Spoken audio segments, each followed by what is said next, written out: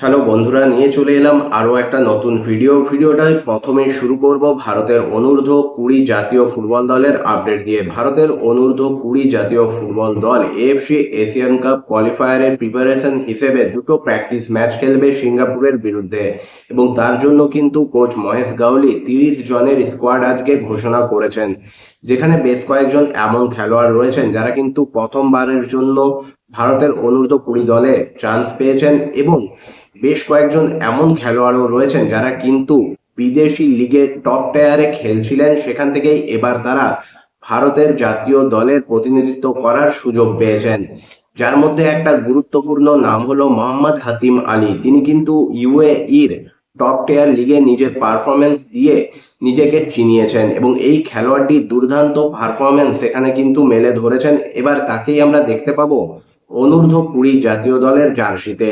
তাছাড়া আরো একজন খেলোয়াড়ও কিন্তু ডাক পেয়েছেন, তিনি হলেন ইভান বেঞ্জামিন, যিনি কিন্তু স্লোভিয়ান লিগের টপ টায়ারে খেলছিলেন।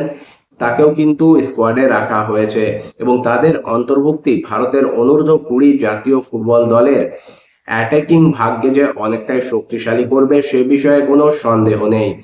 এখন দেখার ভারতের অনূর্ধ্ব-20 জাতীয় ফুটবল দল আসন্ন সিঙ্গাপুরের বিরুদ্ধে ফ্রেন্ডলি ম্যাচগুলো এবং এএফসি এশিয়ান কাপ কোয়ালিফায়ারে কি ধরনের পারফরমেন্স মেলে ধরে। এরপর চলে আসবো পরবর্তী আপডেটটা মোহামেডান স্পোর্টিং ক্লাবকে নিয়ে। মোহামেডান স্পোর্টিং ক্লাবকে নিয়ে দুটো আপডেট তোমাদের সঙ্গে শেয়ার করা রয়েছে। প্রথমটা হলো, আজকে মোহামেডান স্পোর্টিং ক্লাবের ম্যাচ ছিল ডুরান্ড কাপের দ্বিতীয় ম্যাচ, যে ম্যাচে মোহামেডান স্পোর্টিং ক্লাব মুখোমুখি হয়েছিল সামলেশ্বরী এফসির, যারা উড়িষ্যার একটা দল, বর্তমানে আই লিগ 3-তে খেলছে। সেই দলটাই কিন্তু আজকে মোহামেডান স্পোর্টিং ক্লাবকে তাদের ঘরের মাঠে 3-2 গোলে পরাজিত করে 3 পয়েন্ট পেয়ে গেছে। হ্যাঁ, আজকে মোহামেডান স্পোর্টিং ক্লাব সামলেশ্বরী এফসির বিরুদ্ধে পরাজিত হয়েছে। ডুরান্ড কাপের এই ম্যাচে প্রথমার্ধেই কিন্তু সামলেশ্বরী এফসি 2 গোলে এগিয়ে যায়। যদিও বিরতির পর কিন্তু মোহামেডান স্পোর্টিং ক্লাব দুর্দান্তভাবে কামব্যাক করে এবং সমতায় ফিরে আসে। পরপর দুটো গোল করে মোহামেডান স্পোর্টিং ক্লাব কিন্তু যখন মনে হচ্ছিল এই ম্যাচ থেকে নিজের পক্ষে একটা পয়েন্ট নিয়েও ফিরবে, তখনই কিন্তু আবারও ম্যাজিক করে সামলেশ্বরী এফসি। বক্সের বাইরে থেকে ফ্রি কিক পায় তারা, এবং সেখান থেকে একটা অসাধারণ গোল করেন সামলেশ্বরী এফসির ওসিআই প্লেয়ার বীর অর্জুন যোশী। তার অসাধারণ গোলে মোহামেডান স্পোর্টিং ক্লাব ঘরের মাঠে পরাজিত হলো এবং 3 পয়েন্ট পেল সামলেশ্বরী এফসি। এই মুহূর্তে ডুরান্ড কাপের গ্রুপ বিতে সামলেশ্বরী এফসি কিন্তু শীর্ষে রয়েছে। 3 ম্যাচ খেলে তাদের সংগ্রহ 6 পয়েন্ট। অন্যদিকে মোহামেডান স্পোর্টিং ক্লাব 2 ম্যাচ খেলে 3 পয়েন্ট নিয়ে দ্বিতীয় স্থানে রয়েছে।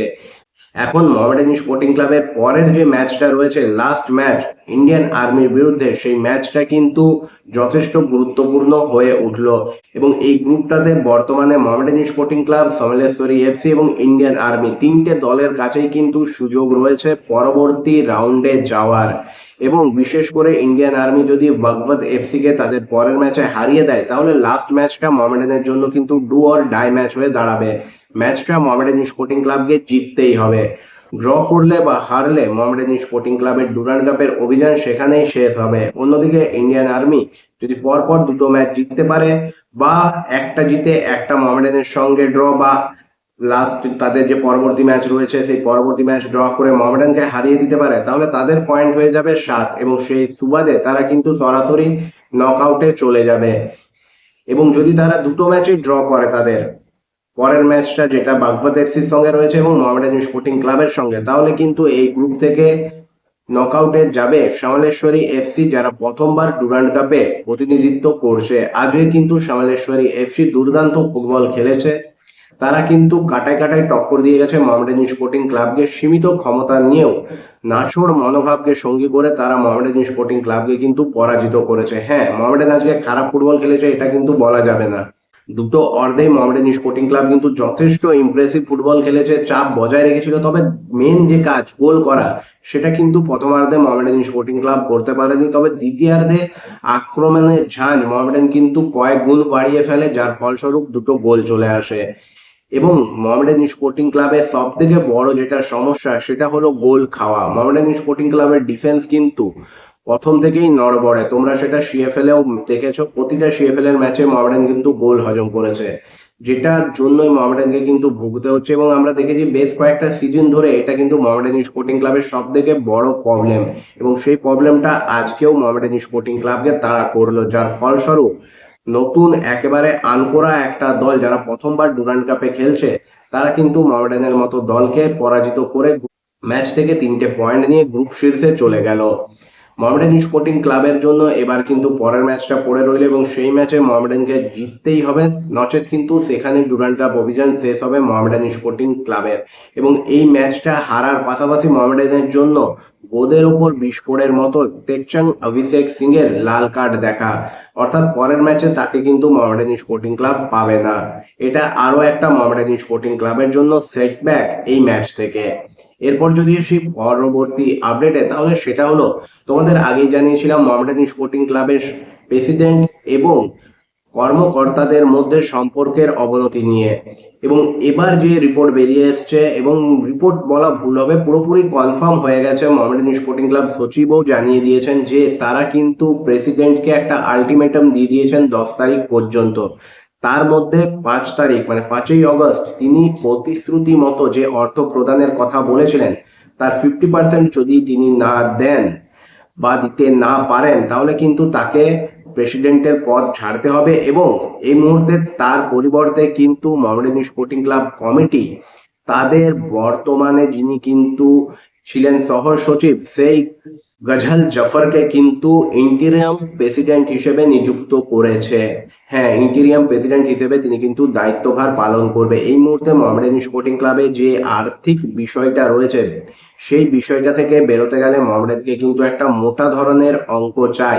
এবং তাদের যে প্রেসিডেন্ট হুমায়ুন কবির, তিনি কিন্তু কথা দিয়েছিলেন তিনি একটা সার্টেন অ্যামাউন্ট দেবেন, কিন্তু তার পরপর 3টে চেক ফেলিওর হওয়া মানে বাউন্স হওয়ার পর মোহামেডান স্পোর্টিং ক্লাবের কমিটির কর্মকর্তাদের ধৈর্যের বাঁধ কিন্তু ভেঙে গেছে, যার ফলে মাত্র নিয়োগের 2 মাসের মধ্যেই পদ এবং গদি দুটোই হারাতে চলেছেন হুমায়ুন কবির। এখন দেখার তিনি এই আলটিমেটামের মধ্যে তার দেওয়া প্রতিশ্রুতি মতো অর্থ মোহামেডান স্পোর্টিং ক্লাবে দিয়ে নিজের পদ বাঁচাতে পারেন কিনা, নাকি মোহামেডান স্পোর্টিং ক্লাব পরবর্তী সময়ে নতুন প্রেসিডেন্ট বেছে নেয় হুমায়ুন কবিরের পরিবর্তে। তবে যাই হোক, এই মুহূর্তে সব থেকে বড় যেটা কনসার্ন সেটা হলো মোহামেডান স্পোর্টিং ক্লাবের যে আর্থিক স্টেবিলিটির দরকার সেটা আনা, এবং তার জন্য যাকেই প্রেসিডেন্ট যাকেই সচিব যাই হোক না কেন, আগে কিন্তু মোহামেডানের আর্থিক বিষয়টাকে সামলাতে হবে, নচেত মোহামেডানের পক্ষে কিন্তু এরপর আর দল চালানো সম্ভবপর হবে না। তাই নতুন প্রেসিডেন্ট যিনিই হন বা সচিব ওয়াসিম আকরাম, তাদেরকে কিন্তু এবার কোমর বেঁধে নামতে হবে নতুন ইনভেস্টার আনার কাজে, এবং সেটা তারা যত তাড়াতাড়ি করতে পারবেন ততই মোহামেডান স্পোর্টিং ক্লাবের জন্য ভালো।